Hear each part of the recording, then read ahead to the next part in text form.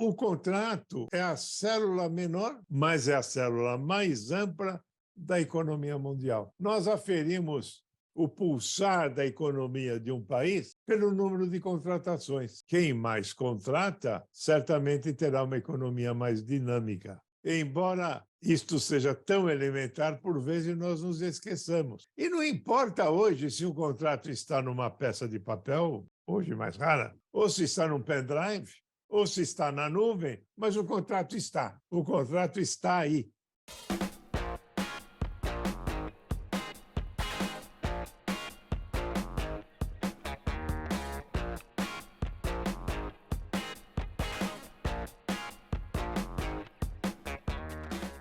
E hoje nós vamos falar de contratos. Contratos na era digital?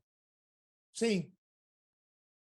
O contrato está na era digital. Nós estamos aqui na era digital. Vejam que ainda nós que temos um pouco mais de idade temos uma certa dificuldade em estar presente na era digital. Mas estamos na era digital. De modo que qualquer contrato que fizermos hoje pode estar num papel, mas ele vai estar também na era digital. Por isso que nós vamos falar de contratos de uma forma geral, porque esses contratos, de uma forma ou de outra, estão no mundo digital. E, para começarmos a falar de contratos, nós temos que lembrar um pouco da história dos contratos.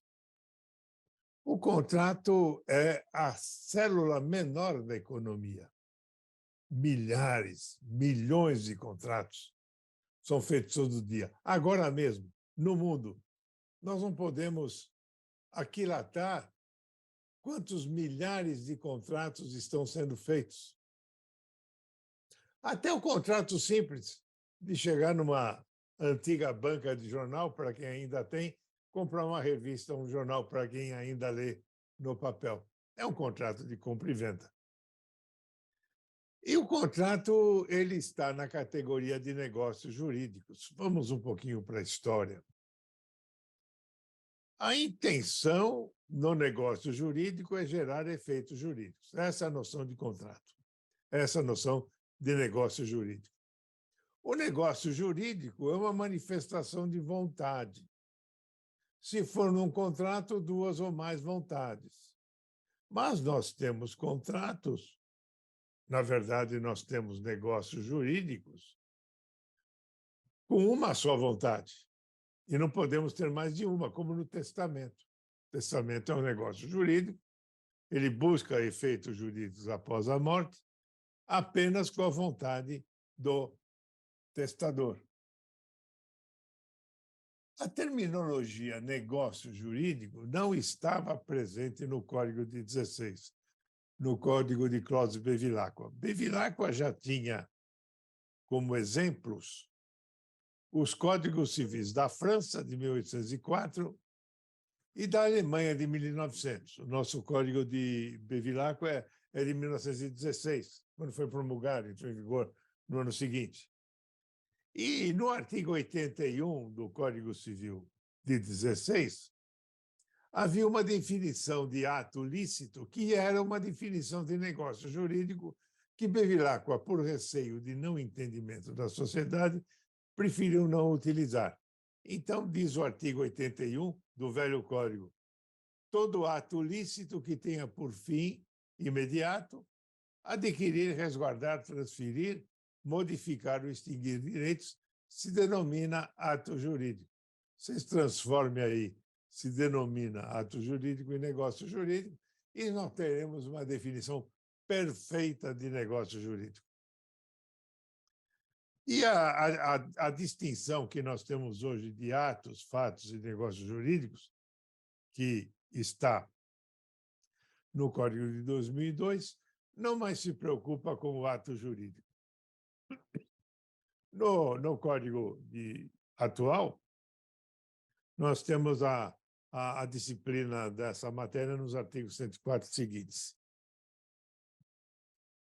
E, embora tenhamos princípios gerais dos contratos no Código Civil, A teoria geral dos negócios jurídicos é fundamental, porque nós não podemos partir para um contrato se não conhecermos capacidade do agente, a forma, o objeto, vícios de vontade, saber se a vontade foi manifestada corretamente para atingir seus efeitos, etc. Então, o contrato é a célula menor, mas é a célula mais ampla da economia mundial. Nós aferimos o pulsar da economia de um país pelo número de contratações. Quem mais contrata, certamente terá uma economia mais dinâmica. Embora isto seja tão elementar, por vezes nós nos esqueçamos. E não importa hoje se o contrato está numa peça de papel, hoje mais rara, ou se está num pendrive, ou se está na nuvem, mas o contrato está. O contrato está aí. Não tem muita diferença no âmago do contrato, porque nós temos sempre a manifestação de pelo menos duas vontades. Se o contrato está na nuvem, está no pendrive ou está num arquivo ainda de papel, porque os princípios são os mesmos. Ora, o Código Civil francês de 1804 e o Código Alemão de 1896, que entrou em vigor em 1º de janeiro de 1900, trouxe noções díspares de contratos. Porque o contrato francês, na época em que foi promulgado, era muito importante. Porque o Código francês, também chamado Código Napoleônico, Napoleão participou de reuniões, várias, para a elaboração do código, ele era uma repulsa aos privilégios da nobreza.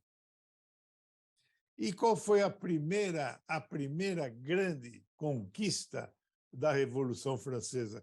Que não foi uma revolução popular, foi uma revolução burguesa.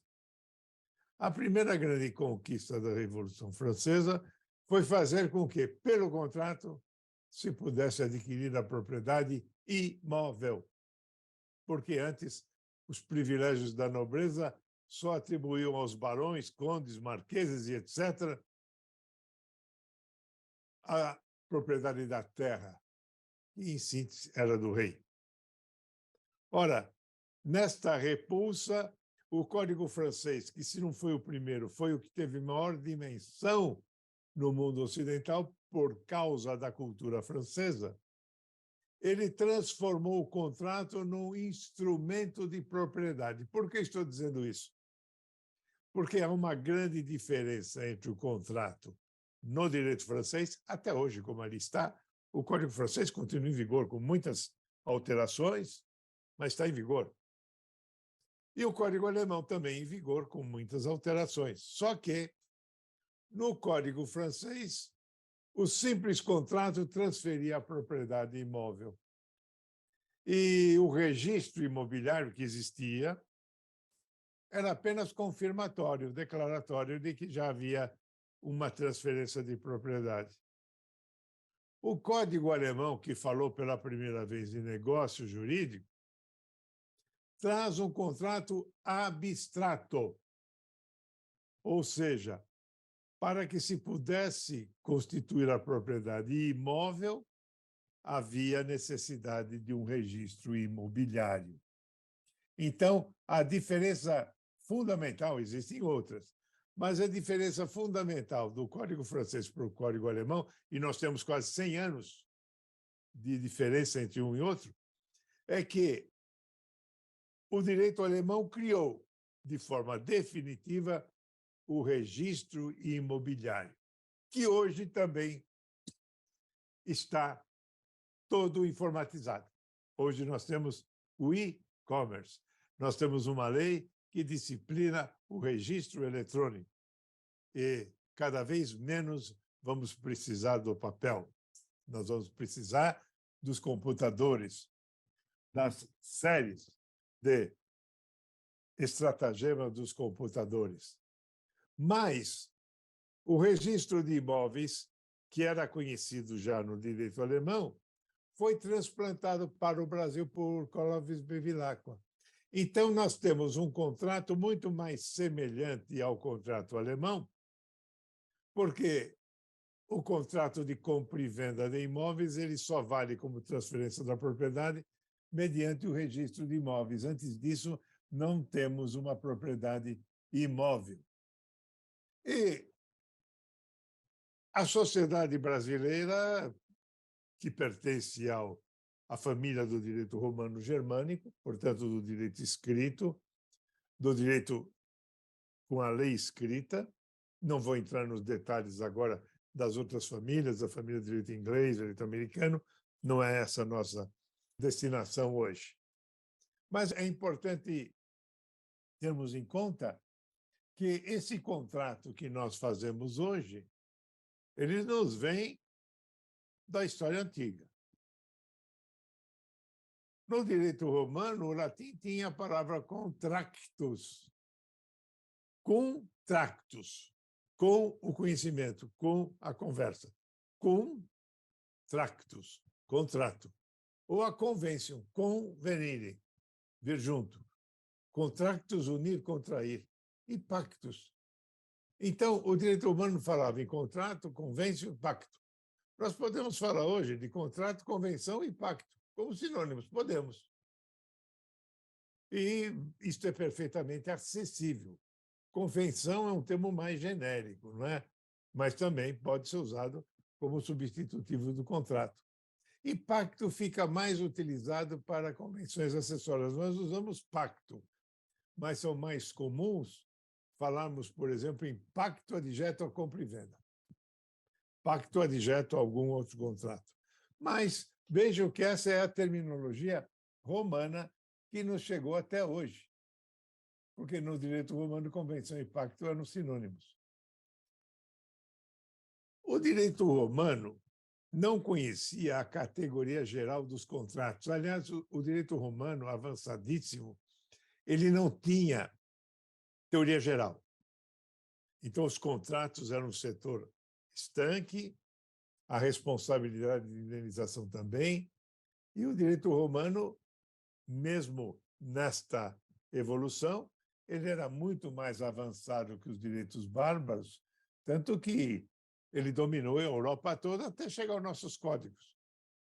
Os nossos códigos, que são códigos da Europa continental, França, Itália, Espanha, Holanda, Bélgica, todos esses países tiveram códigos civis, todos os países da América Latina seguiram o Código francês, em linhas gerais, até o Japão seguiu o Código alemão.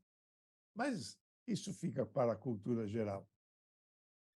E aquele contrato em que alguém vende o cavalo do vizinho para o vizinho, discute o preço, quanto você quer pelo cavalo, quero 500, quero 1.000, esse é o chamado contrato paritário, não é?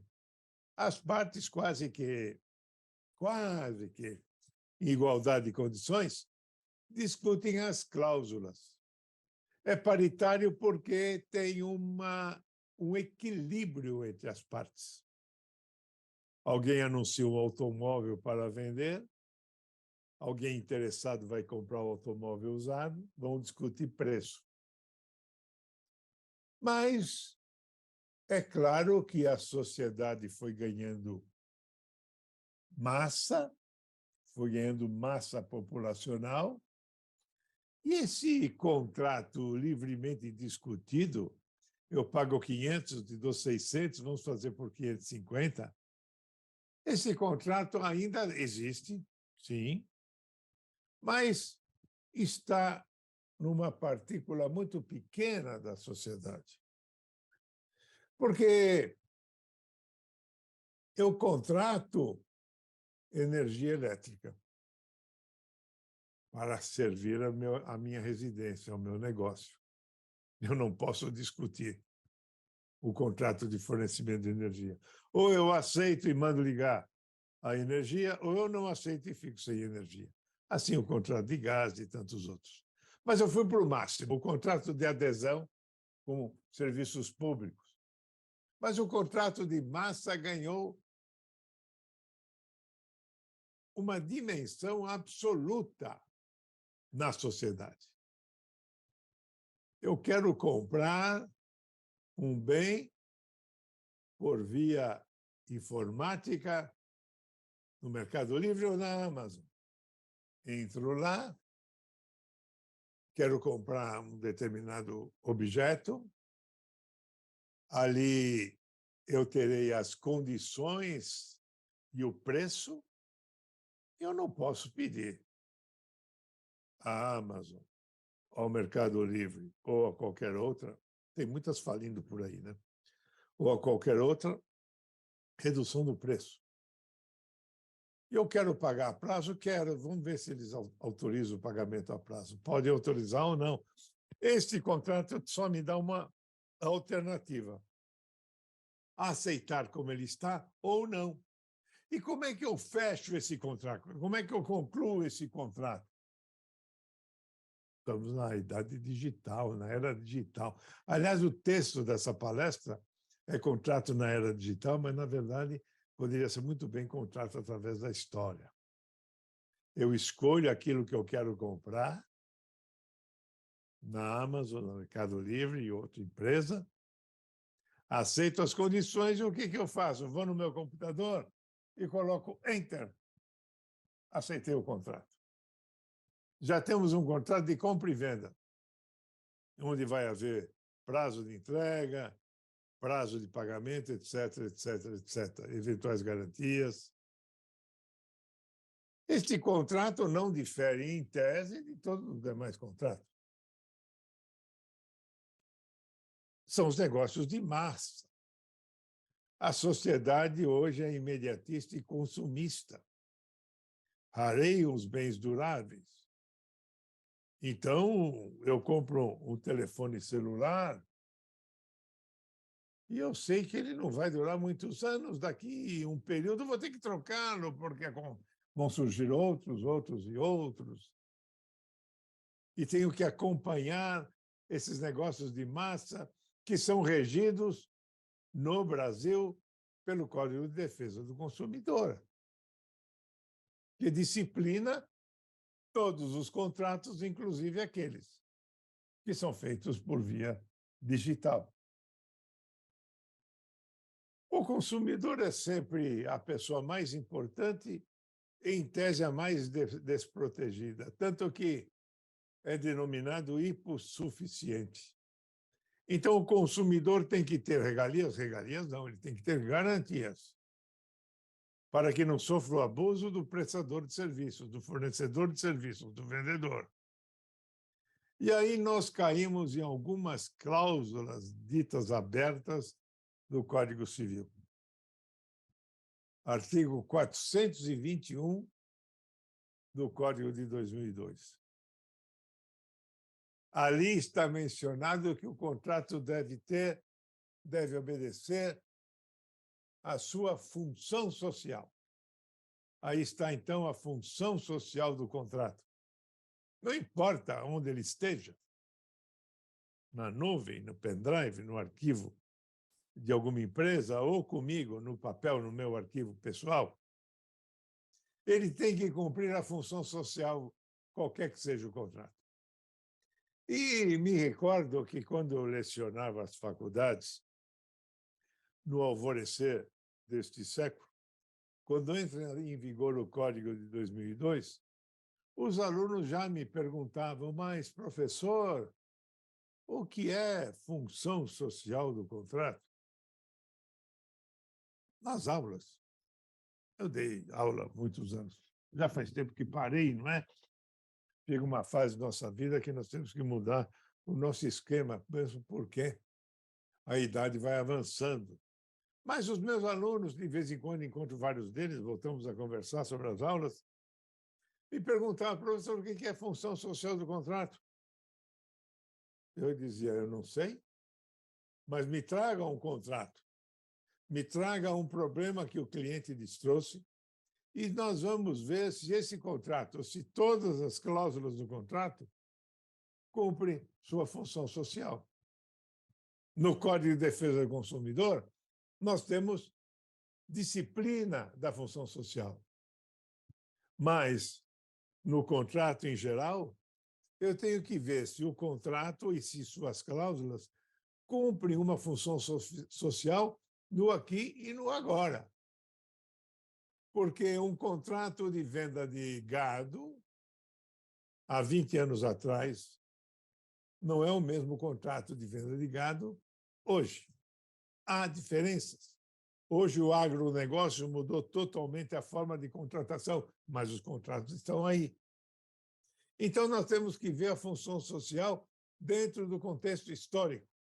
É o que eu digo sempre aos meus colegas que querem ir para a carreira de magistrados, né?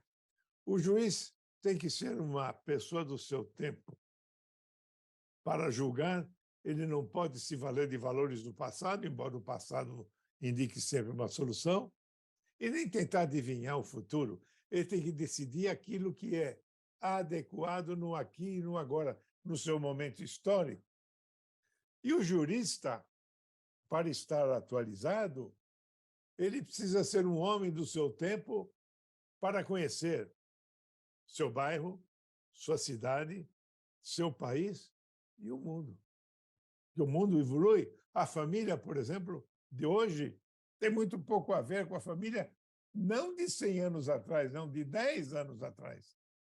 O direito de família é aquele que mais se transforma na atualidade. Então, o direito do contrato, assim, todas as instituições do direito, está a exigir reflexões. Na sociedade agrícola e patriarcal, que teve vigência até a Primeira Guerra Mundial, até a Segunda Guerra Mundial no Brasil, a propriedade imóvel era o bem mais valioso. Hoje, nós temos bens móveis, investimentos, que são mais importantes que o próprio bem imóvel, que a sociedade urbanizada tem novas exigências. O agronegócio hoje não é daquele velho proprietário de fazenda dos coronéis do passado, hoje são de empresas. São empresas agrícolas que estruturam o nosso agronegócio, que, aliás, é o futuro do país e do mundo. Neste país enorme e que é essencialmente agrícola, embora tenhamos uma ponderável indústria. Então, a vontade contratual é examinada sob esse clima, quer digital, quer não. O contrato não se resume a um pacto de duas pessoas, mas a sua função social tem que ser em prol do bem comum. Tanto que a Constituição de 88 já mencionou direitos do consumidor, e a proteção do consumidor em massa veio com o seu Código de Defesa do Consumidor, que amplia, no seu artigo 2º, o que se entende por consumidor. Toda pessoa física ou jurídica que adquire ou utiliza produto ou serviço como destinatário final. Uma empresa que adquire máquina para a sua produção também é destinatário final. Não pense diferente. Quem adquire 1 quilo de feijão ou de arroz no supermercado também é consumidor final.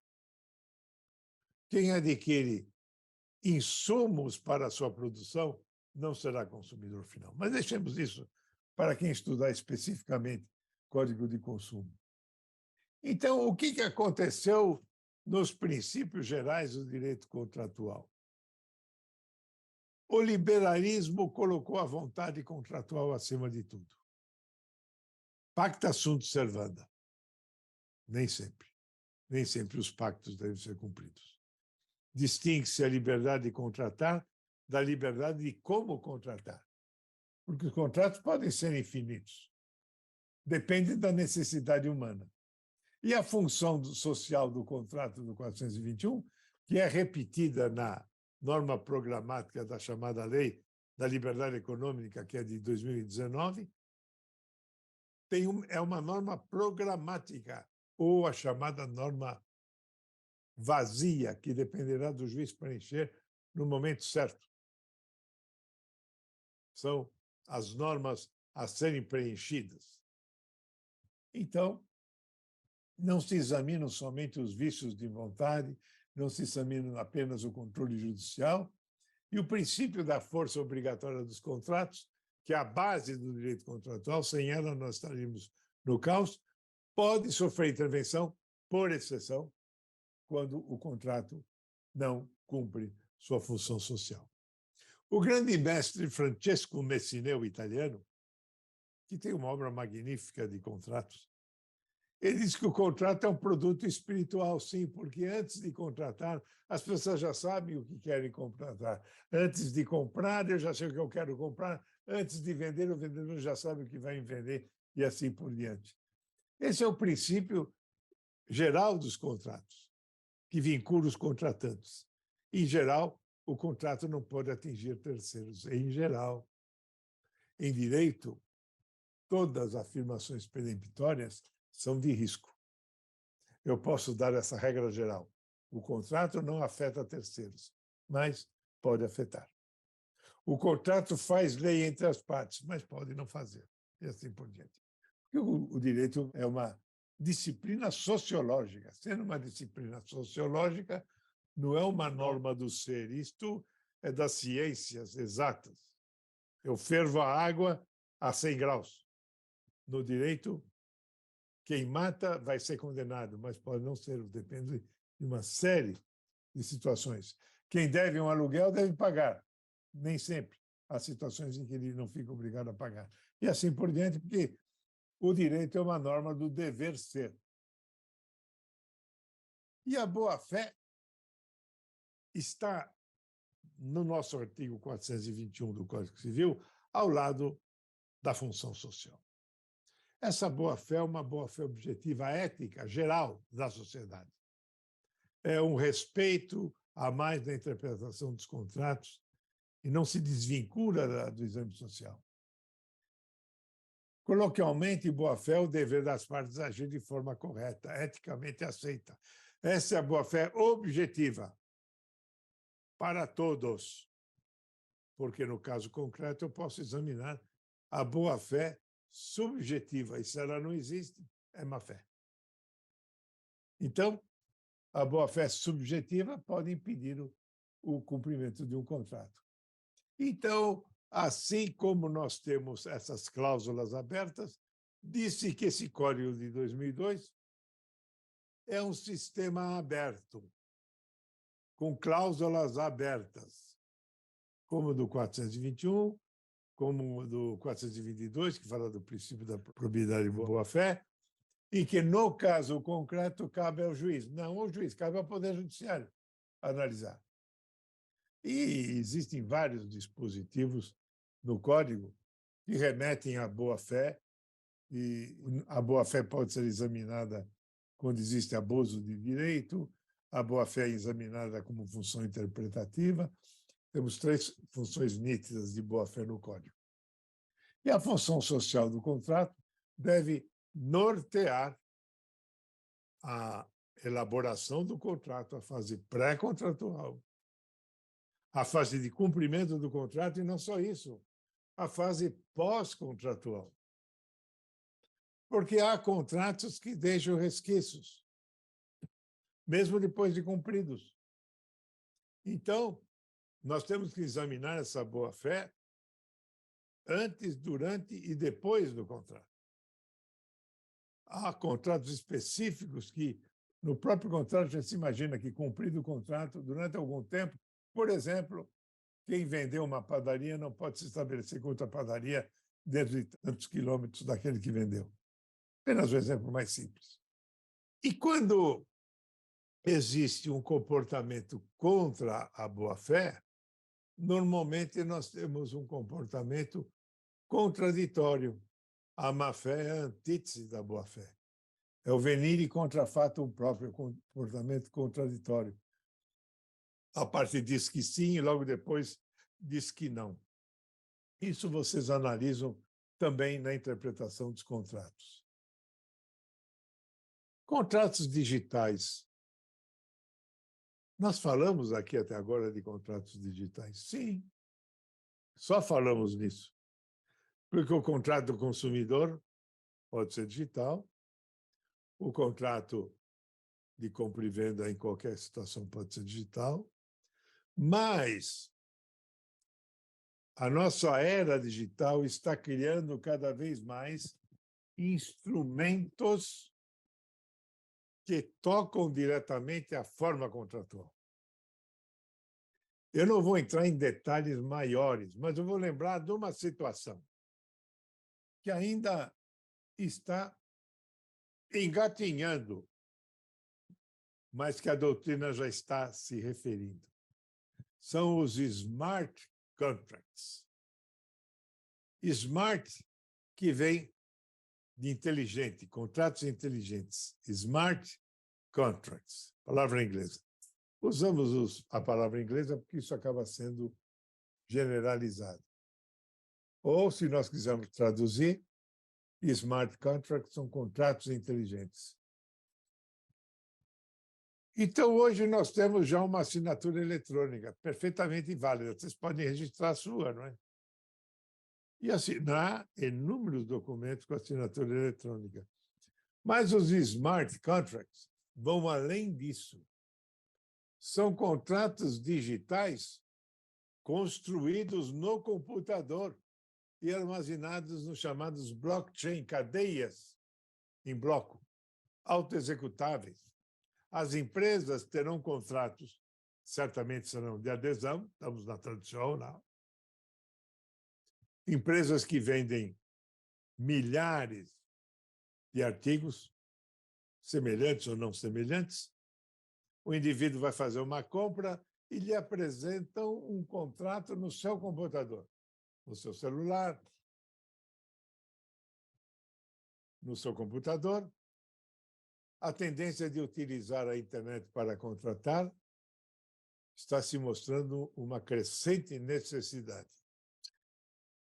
Dizem os historiadores que esses contratos são muito antigos. Nós já tínhamos, na antiguidade, máquinas de vendas, né? Mecânicas, as chamadas vending machines. E hoje nós temos isso tudo disseminado, né? Você coloca no passado era uma moeda, você coloca uma nota, tira ali uma água, o aeroporto está pleno de máquinas assim, as vending machines. Esse é um chamado contrato smart contract. São formas de contratos de adesão onde não há discussão alguma de cláusulas, que estão nos chamados blockchains. E resolve-se a questão da autenticidade no banco de dados. Quem vai comprar vai assinar? Vai usar sua assinatura eletrônica ou vai usar daquela assinatura que nos mandam através do blockchain para que confirmemos o recebimento do contrato ou da mercadoria e nós digitamos determinadas letras para que se tenha por assinado o contrato, o smart contract. A autenticidade pode ser fraudada? Pode, como tudo, não? Eu sempre digo que quando algum aluno me perguntava, mas não pode haver fraude? Pode em tudo. Pode haver fraude no casamento, pode haver fraude na venda de saco de feijão e pode haver fraude na internet. O fraudador está sempre um passo além da lei. Mas nós não podemos raciocinar sobre fraudes, que nós não saímos do lugar. Então, nós temos uma criptografia, uma rede, um mecanismo de consenso e um livro-razão que vai registrando, também de forma digital, todas as vendas e o conjunto de regras. São vários blocos de regra. Então, há um certo grau de confiança e sempre que surge algo novo, essa confiança ainda é discutível. Os que são adeptos desses contratos afirmam que são 100% seguros, nada é 100% seguro, mas há necessidade de estarmos presentes e de compreender o mundo digital. Veja o longo caminho que nós corremos, desde o ancestral, né, as vendas com moedinhas, hoje com notas de dinheiro, até esses smart contracts, capacidade de criar um acordo legalmente exigível e automático. E isso o que é? É uma aplicação do direito civil dentro dos computadores. Exigem-se princípios básicos dos contratos, é um contrato de adesão, existem cláusulas. Posso discutir essas cláusulas dos smart contracts? Até que posso dizer, não vou assinar porque não concordo com a cláusula tal. Eu mando para a empresa. E a empresa vai resolver se pode fazer uma ressalva nessa cláusula ou modificar. Continua sendo um contrato. E exige, então, esses princípios básicos. É claro que em todo contrato de adesão permite-se ambiguidades, porque o contrato é longo, tem muitos detalhes. E o contrato de adesão, que está aí já há muitas décadas nos servindo, também terá essas dificuldades. Então, vejam que, para que nós estejamos preparados para essa era digital, nós, juristas, precisamos conhecer a história. E para que nós consigamos discutir os smart contracts e tantos outros que vão surgir no futuro, nós precisamos conhecer profundamente os princípios básicos dos contratos. Ao lermos um smart contract, podemos dizer, essa cláusula não vale, essa cláusula eu não quero, e eu vou dizer, não vou aceitar, não vou comprar com esse contrato, porque não aceito tal e tal cláusula. Só o jurista poderá fazer isto, com ou sem a informática. Mas a base jurídica exige essa compreensão do contrato, que só vem com muito estudo e dedicação, e depois na prática do dia a dia, no mundo empresarial e no mundo contratual. Meus alunos, meus amigos, algumas noções para a meditação, para pensarmos, para pensarem. Espero que tenhamos feito surgir novas ideias e novas formas de estudo para todos vocês. Muito obrigado.